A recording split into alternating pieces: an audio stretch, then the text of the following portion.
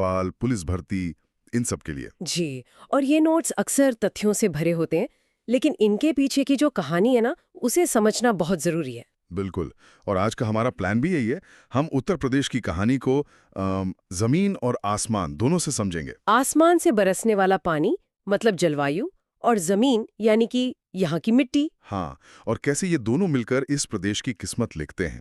हमारा लक्ष्य है कि इन नोट से जरूरी तथ्यों को इस तरह समझें कि वो रटने की चीज न रह जाए। और ये इसलिए भी महत्वपूर्ण है क्योंकि ये विषय सीधे तौर पर प्रदेश की कृषि, उसकी अर्थव्यवस्था और करोड़ों लोगों की जिंदगी से जुड़ा है। हाँ, और एग्जाम में भी यही परखा जाता है ना कि उम्मीदवार अपने प्रदेश की धड़कन को कितना समझते हैं। तो चलिए इसी धड़कन को महसूस करते हैं। शुरुआत करते हैं आसमान से, यानी उत्तर प्रदेश की जलवायु से। ठीक है। नोट्स में पहला ही वाक्य है कि यूपी की जलवायु उष्णकटिबंधीय मानसूनी है। हाँ। अब ये सुनने में थोड़ा भारी शब्द लगता है। हाँ, लगता है। पर इसे अगर हम तोड़ कर देखें तो बहुत आसान है। उष्णकटिबंधीय का मतलब है गर्म इलाका। गर्म इलाका। हाँ, क्योंकि प्रदेश कर्क रेखा के पास है तो यहाँ गर्मी ज्यादा पड़ती है। और मानसूनी का सीधा मतलब है कि यहाँ की बारिश लगभग पूरी तरह से मानसून की हवाओं पर निर्भर है। अच्छा, तो मतलब गर्मी भी खूब और बारिश के लिए मानसून का इंतजार। ये तो साफ हो गया। बिल्कुल। अब नोट्स में 3 प्रमुख ऋतुओं का जिक्र है: गर्मी, बारिश और सर्दी। गर्मी की बात करें तो लिखा है कि जून सबसे गर्म महीना होता है जी। और सबसे गर्म स्थान है आगरा और झांसी। क्या कोई खास वजह है कि यही 2 शहर सबसे गर्म क्यों हैं? हाँ, इसके पीछे सीधा साधा भूगोल है। झांसी जो है वो बुंदेलखंड क्षेत्र में है, जो कर्क रेखा के बहुत नजदीक है। अच्छा, तो जहाँ सूरज की किरणें ज्यादा सीधी पड़ती हैं वहाँ गर्मी ज्यादा महसूस होती है, और आगरा भी उसी गर्म पट्टी में आता है। और गर्मियों में वो जो गर्म हवा चलती है, लू, वो तो पूरे उत्तर भारत को परेशान करती है। बिल्कुल। लेकिन नोट्स में एक बात थोड़ी हैरान करती है। लिखा है कि बरेली में सबसे कम गर्मी पड़ती है। ऐसा क्यों? देखिए, बरेली की जो भौगोलिक स्थिति है वो थोड़ी अलग है। वो तराई क्षेत्र के करीब है, ओके। तो वहाँ हिमालय से आने वाली नदियों का असर रहता है और हवा में नमी थोड़ी ज्यादा होती है। इस वजह से वहाँ का तापमान आगरा या झांसी की तरह मतलब एकदम चरम पर नहीं पहुँच पाता। अच्छा, अब समझ आया। चलिए अब उस मौसम पर आते हैं जिसका सबको इंतजार रहता है, वर्षा ऋतु, मानसून। हाँ, नोट्स कहते हैं कि यूपी में ज्यादातर बारिश बंगाल की खाड़ी वाले मानसून से होती है, जिसे स्थानीय भाषा में पूर्वा कहते हैं। ये नाम तो मैंने बहुत सुना है। साथ समुद्र से बहुत सारी नमी लेकर आती हैं और पूरे गंगा के मैदान में घनघोर बारिश करती हैं। और यहीं पर नोट्स में कुछ कमाल की याद करने की ट्रिक्स दी हैं। जैसे सबसे ज्यादा बारिश वाला जिला है गोरखपुर, लगभग 185 सेंटीमीटर। और सबसे कम है मथुरा में, सिर्फ 54 सेंटीमीटर। हाँ, और इन दोनों को याद रखने की ट्रिक काफी मजेदार है। हाँ, ये ट्रिक्स एग्जाम के प्रेशर में बहुत काम आती हैं। गोरखपुर के लिए क्या है? गोरखपुर के लिए ट्रिक है, बाबा गोरखनाथ को जल बहुत प्रिय है, इसलिए सबसे ज्यादा जल गोरखपुर में ही बरसता है। ये तो कभी नहीं भूलेगा। सही है। और मथुरा के लिए? मथुरा के लिए है, श्री कृष्ण ने गोवर्धन पर्वत अपनी उंगली पर उठा लिया था तो सारे बादल ऊपर ही रह गए और बारिश का पानी नीचे कम गिरा। ये कहानियां तो तथ्यों को दिमाग में एकदम चिपका देती हैं। बिल्कुल। पर मेरे मन में एक सवाल आ रहा है। ये ट्रिक्स तो शानदार हैं, पर क्या गोरखपुर और मथुरा के इस पैटर्न के पीछे कोई वैज्ञानिक कारण भी है, या ये बस एक संयोग है? नहीं नहीं, ये बहुत अच्छा सवाल है। ये कोई संयोग नहीं, बल्कि उत्तर प्रदेश के भूगोल का सबसे महत्वपूर्ण पैटर्न है। अच्छा। देखिए, मानसूनी हवाएं यानी पूर्वा बंगाल की खाड़ी से नमी लेकर प्रदेश में पूरब से घुसती हैं। पूरब से, ठीक है। गोरखपुर पूर्वी शोर पर है, तो वहां पहुंचते पहुंचते इन हवाओं में भरपूर नमी होती है और वो जमकर बरसती हैं। और जैसे जैसे ये हवाएं पश्चिम की ओर जाती होंगी? बिल्कुल, जैसे जैसे ये हवाएं पश्चिम की ओर यानी मथुरा की तरफ बढ़ती हैं, इनकी नमी कम होती जाती है। तो बारिश भी कम हो जाती है? हाँ, नतीजा बारिश भी कम हो जाती है। अच्छा, तो पूरब से पश्चिम की ओर वर्षा घटती जाती है। इसका मतलब तो ये हुआ कि इस एक तथ्य का असर पूरा प्रदेश की खेती पर पड़ता होगा। बिल्कुल, यही वो वजह है जो तय करती है कि पूर्वी उत्तर प्रदेश में जहाँ पानी ज्यादा है वहाँ धान की खेती ज्यादा होती है, और पश्चिमी उत्तर प्रदेश में? जबकि पश्चिमी उत्तर प्रदेश जहाँ बारिश कम है वहाँ गन्ना और गेहूं की खेती का बोलबाला है। प्रदेश की पूरी कृषि अर्थव्यवस्था इसी एक रेनफॉल ग्रेडियंट पर टिकी है। वाह, अब ये जानकारी सिर्फ एक तथ्य नहीं बल्कि पूरी कहानी लग रही है। चलिए अब जल्दी से शीत ऋतु को भी देख लेते हैं। सबसे ठंडा महीना जनवरी। जी, और सबसे ज्यादा ठंड उत्तर पश्चिम के जिलों में, जैसे सहारनपुर।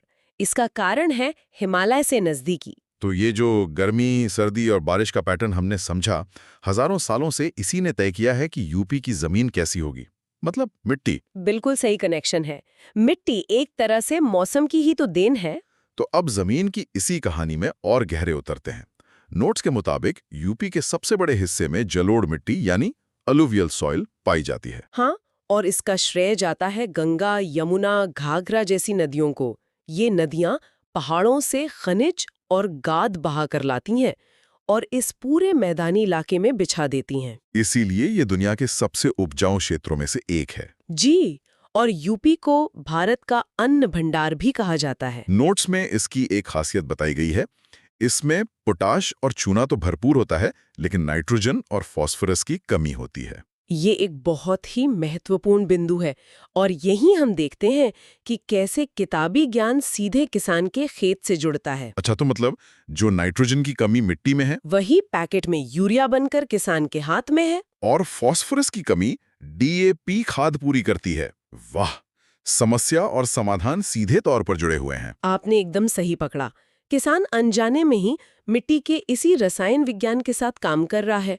इसी जलोढ़ मिट्टी के दो रूप भी हैं, खादर और बांगर। हाँ, खादर और बांगर। खादर यानी नई जलोढ़।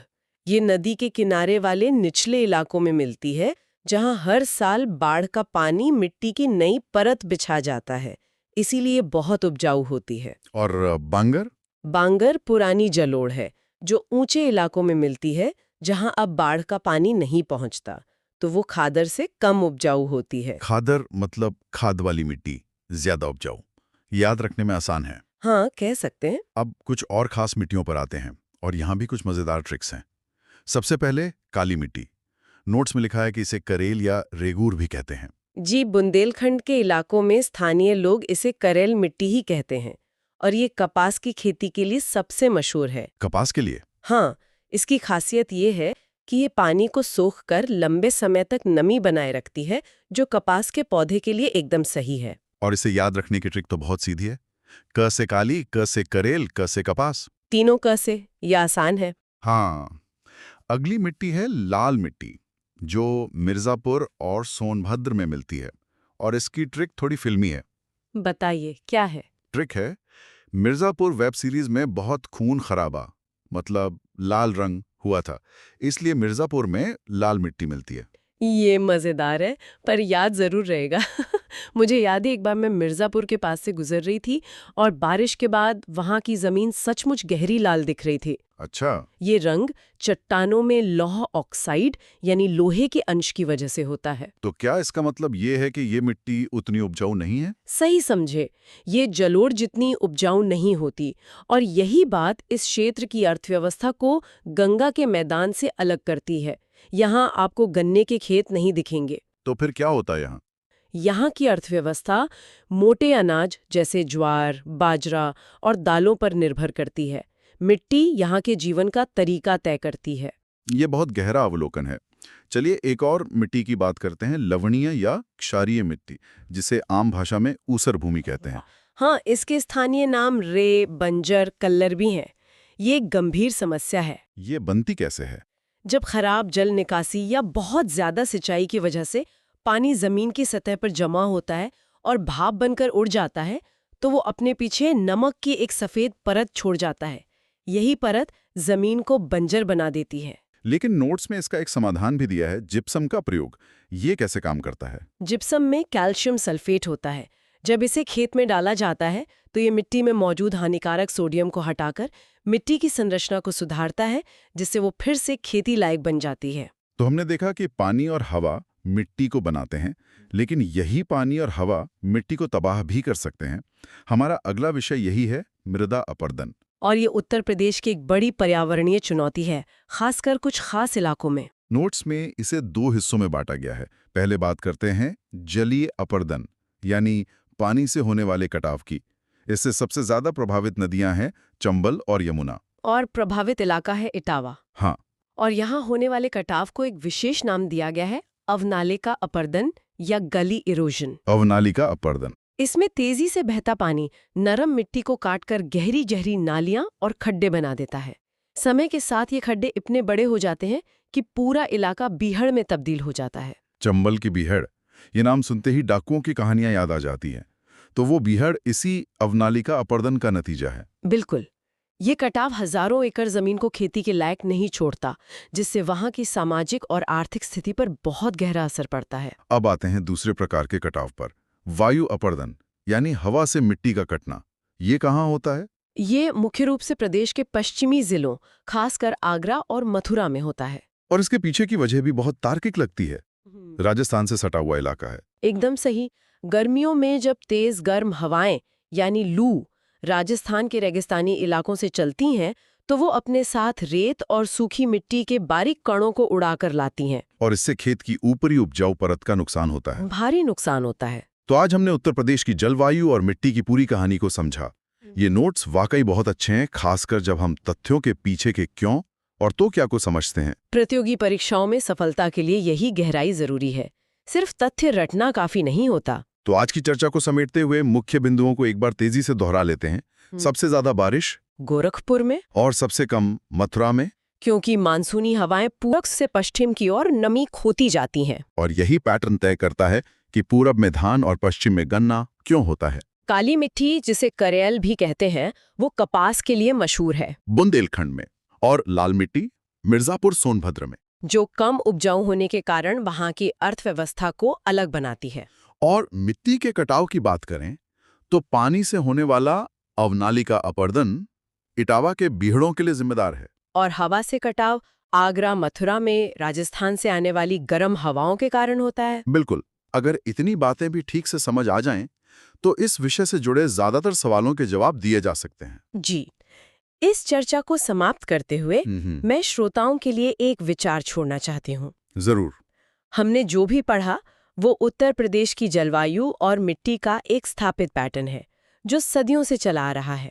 लेकिन अब हम जलवायु परिवर्तन के एक नए दौर में जी रहे हैं। और ये एक बहुत महत्वपूर्ण सवाल खड़ा करता है। जी। सवाल ये है कि जिस तरह से जलवायु परिवर्तन मॉनसून के पैटर्न को अनिश्चित बना रहा है, बेमौसम बरसात हो रही हैं और चरम मौसम की घटनाएं जैसे कहीं सूखा तो कहीं अचानक बाढ़ बढ़ रही हैं, भविष्य में उत्तर प्रदेश में वर्षा और मिट्टी के कटाव के इन स्थापित पैटर्नों पर क्या असर पड़ सकता है।